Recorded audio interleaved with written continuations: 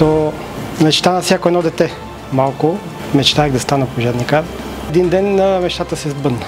Моите родители не бяха много очаровани от идеята да стана пожарникар, но в крайна сметка ме подкрепиха и ето вече 16 години съм на служба.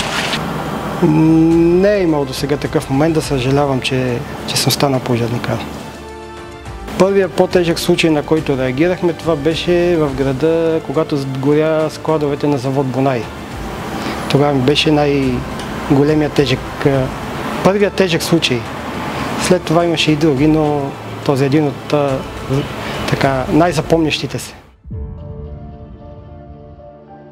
В горските пожари е малко по-различно. Трябва да се пазим не само нас, но и има доста хора, има доста доброволци, които помагат в гасенето на пожарите.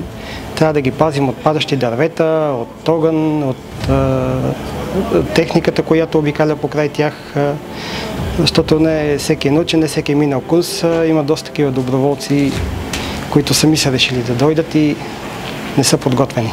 Трагедиите на хората трудно се преживява, то не може да се каже, че се преживява. Остава в съзнанието и много често се сещаме за разни такива случаи подобни, къде имот изгорял, къде е жертва, къде е нещо друго. Тези пожари тази година са доста от човешка небрежност. Пролетта имаше доста валежи, тревата доста поникна, после един път се засуши, тревата е голяма, сушата е голяма и всичко това дава отражение.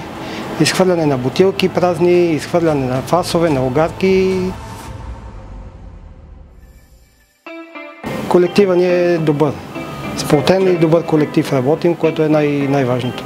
Пожелавам на колегите от аварийно-спасителната служба безаварийни дежурства, по-малко излизания по тревоги, повече учения, по-малко действителни ситуации да има.